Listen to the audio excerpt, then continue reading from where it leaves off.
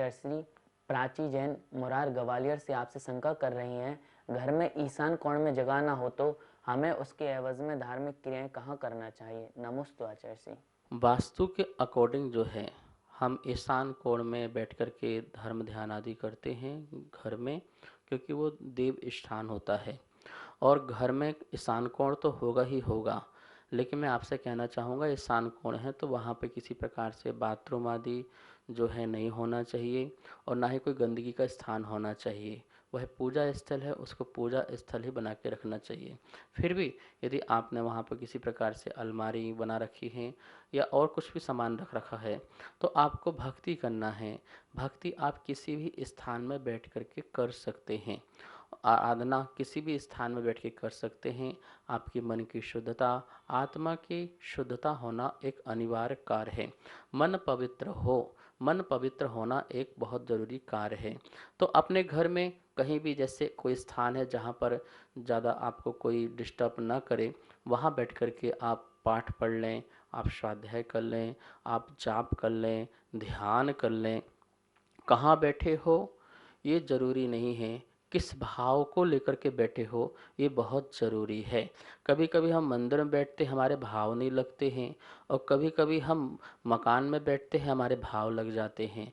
तो जिस समय आपने पुरुषार्थ पूर्वक भावों को विशुद्ध किया उस समय आप जगह का विकल्प ना करें, स्थान का विकल्प ना करें, उसी स्थान में बैठ कर के आप जो है धर्म ध्यान आदि कर लें। हाँ, ये बात अलग है कि स्वाध्याय जो है, पुस्तक आदि जो है, उसको पढ़ते समय आपका स्थान अच्छा होना चाहिए, इसका ध्यान रखें क्योंकि वो माँ जिनवाणी है। लेकिन ध्यान के लिए कोई दिक्कत नहीं है, भक्ति के लिए कोई दिक्कत नहीं है, जाप के लिए कोई दिक्कत नहीं है। अच्छे स्थान में बैठ कर के आप पवित्र भावों से भक्ति कर सकते हैं कहीं भी बैठ कर के। नमोस्तु आचार्य श्री। अतिशय जैन ललितपुर आपसे शंका कर रहे हैं कि जिसे भक्तांबर स्तोत्र आदि शुद्ध पढ़ना नहीं आता है तो उसके लिए अशुद्ध भक्तांबर स्तोत्र आदि पढ़ना चाहिए अथवा नहीं? नमोस्तु आचार्य श्री। भक्तांबर स्तोत्र, ऐसे और भी अन्य स्त्रोत हो सकते हैं, स्तुतियाँ हो सकती हैं या कोई अन्य पाठ हो सकते हैं। देखिए, हमें बड़े पुरुषार्थ पूर्वक कोई भी चीज़ को पढ़ना है तो उसको शुद्धता से हमें पढ़ना अनिवार्य है और उसको हमें सीखना भी चाहिए। जब हमको चीज़ नहीं आती स्कूल में तो उसके लिए हम कोचिंग लगाते हैं, कोचिंग में टीचर से पढ़ते हैं, शिक्षक से पढ़ते हैं और विषय को समझते हैं, उच्चारण करते हैं। अब आप देखिए, आप स्कूल में संस्कृत पढ़ते हैं, यदि आपको उच्चारण नहीं आता है तो आप सीखते हैं ना उच्चारण, संस्कृत पढ़ना सीखते हैं। किसी को इंग्लिश बोलना नहीं आता है तो इंग्लिश बोलने के लिए वह कोचिंग आदि में जाकर के इंग्लिश बोलना सीखता है। तो जैसे हम लौकिक चीज़ों को अच्छा बोलने के लिए सीखते हैं, लिखने के लिए सीखते हैं, ऐसे ही हमें धार्मिक चीज़ें जो प्राकृत भाषा है, संस्कृत भाषा है, उसमें लिखी हुई कोई चीज़ है, कोई काव्य है, कोई कविता है, कोई स्रोत है, तो उसको भी हमें जो है सीखना चाहिए। और आज तो बहुत अच्छी फैसिलिटीज़ हैं, बहुत अच्छी व्यवस्थाएं हैं कि यदि आपको कुछ सिखाने वाला नहीं भी आ रहा तो कोई बात नहीं, टीवी आदि के माध्यम से, मोबाइल में, यूट्यूब आदि में कितने लोगों ने कितना सुंदर सुंदर भक्तामर यदि आदि अन्य स्त्रोतों का बहुत सुंदर उच्चारण किया है। आप उसे बार बार सुनो, बार बार ध्यान दो, मात्राओं पर ध्यान दीजिए, अक्षर पर ध्यान दीजिए, थोड़ा सा मेहनत तो करो, थोड़ा सा पुरुषार्थ तो करो। ये कहने से थोड़ी काम चल जाएगा कि मेरा तो अशुद्ध उच्चारण है तो मैं करूँ या ना करूँ, तो मैं कहूँ भी अशुद्ध उच्चारण है तो मत करना, तो आप तो पढ़ना ही बंद कर देंगे फिर तो, ठीक है ना। तो आप स्वयं पढ़ने का प्रयास करें, विद्वानों से पढ़ने का प्रयास करें या मोबाइल आदि के माध्यम से सुन सुन करके आप प्रयास करें, आपका बिल्कुल शुद्ध उच्चारण हो जाएगा। फिर भी यदि आपने इतनी मेहनत करने के बाद भी आपको लगता नहीं हो पा रहा है तो फिर आप करें, पाठ जरूर करें। फिर आप भाव वासना में, जैसे भक्तांबर आदिनाथ भगवान की स्तुति है, तो आप आदिनाथ भगवान को भाव वासना में विराजमान करके कि हे प्रभु, मैं तो बस गा रहा हूँ, क्या बोल पा रहा हूँ मुझे पता नहीं, मैं क्या अच्छे से पढ़ पा रहा हूँ मुझे पता नहीं, पर हे प्रभु मेरी आपके प्रति अनन्य भक्ति है, ऐसा भाव आप मन में रखें।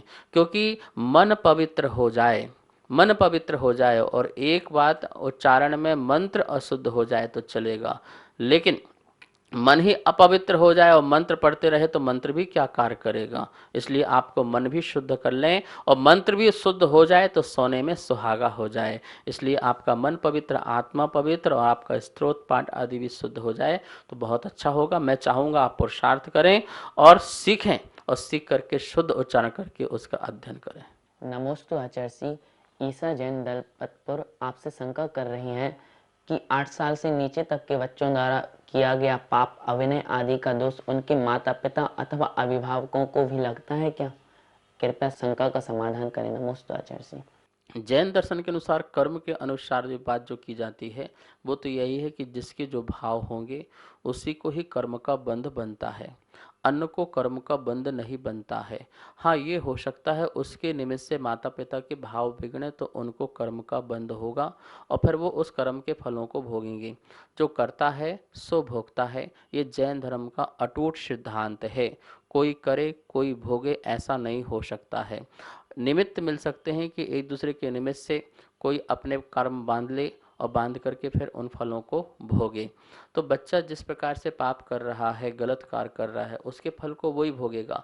लेकिन हम व्यवहार भाषा में ये कह सकते हैं कि देखो कि इसका फल आपको भी भोगना पड़ेगा। कैसे भोगना पड़ेगा? यदि बच्चा गलत संगति कर रहा है, व्यसनों में लग रहा है, तो आपकी इज्जत मान सम्मान जो है समाप्त हो रही है। दुनियादारी आप लोगों को बोलेंगे तो दुख आपको होगा कि नहीं होगा? तो आप भी फल भोग रहे हैं। बच्चा अच्छा करेगा तो आपका मान सम्मान बढ़ेगा, तो आप जो यश कीर्ति का जो है फल आप भोगेंगे। और यदि बच्चा गलत कर रहा है तो अयश कीर्ति का फल फिर आपको भोगना पड़ेगा। कहने का मतलब है बच्चा आपको ऊपर भी ले जा सकता है और बच्चा आपको नीचे स्थिति में भी ले जा सकता है। तो इसलिए मैं चाहूँगा कि बच्चों को संस्कार आप दें और जिम्मेवारी आप उठाएं कि यदि बच्चा संस्कारित नहीं हो रहा है और गलत कार्य कर रहा है तो उसमें जिम्मेवार मैं हूँ और उसका जो है पाप आदि का जो फल है वो हमें भुगतना पड़ेगा। इस जीवन काल में हमें उसको सहन करना पड़ेगा जो हमारे जो उनके प्रति उनके निमित्त से दुख आ रहे हैं।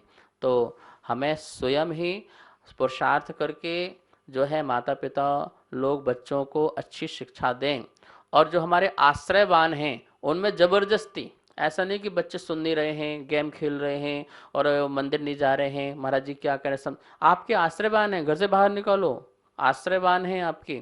आप चाहो तो आप उसको आप डरा करके धमका करके और आप किसी प्रकार से आप अपने तरीके से उसको मंदिर जाना, संस्कार देना और अभक्ष का त्याग कराना आदि सारे कार्य आप चला सकते हैं। जो आश्रयवान नहीं है उनसे मात्र निवेदन, जो आश्रयवान है उससे जबरदस्ती भी आप संस्कार दे करके अपनी तरफ उनको मोड़ सकते हैं। सभी को सादर जय जितेंद्र। जैसा कि आप सभी की शंकाओं का समाधान पूज्य गुरुदेव के द्वारा नित्य आगम के अनुसार किया जा रहा है, तो किसी के मन में कोई भी शंका हो तो आप हमें नीचे दिए गए नंबर पर भेज सकते हैं और आपकी शंका का समाधान पारस चैनल के माध्यम से प्रतिदिन किया जा रहा है। कृपया अपनी शंका नीचे दिए गए नंबर पर भेजें। जय जिनेंद्र।